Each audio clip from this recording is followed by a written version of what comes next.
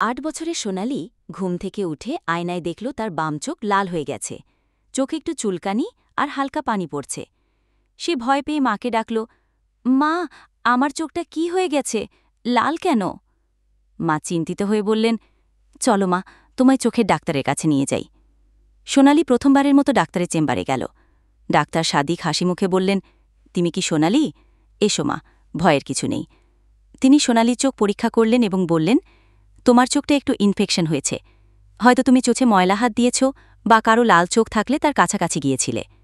সোনালি বিস্মিত হয়ে জিজ্ঞেস করল, ডাক্তার আঙ্কেল, তাহলে লাল চোখ কেন হয়?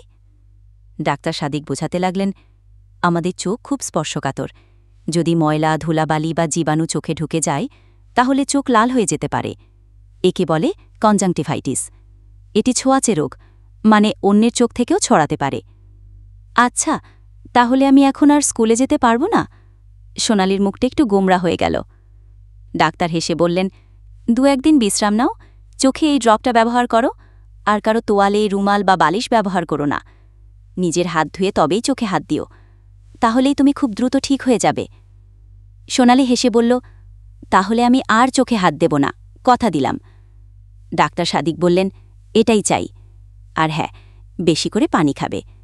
চোখ ভালো রাখতে হলে শরীরকেও সুস্থ রাখতে হবে।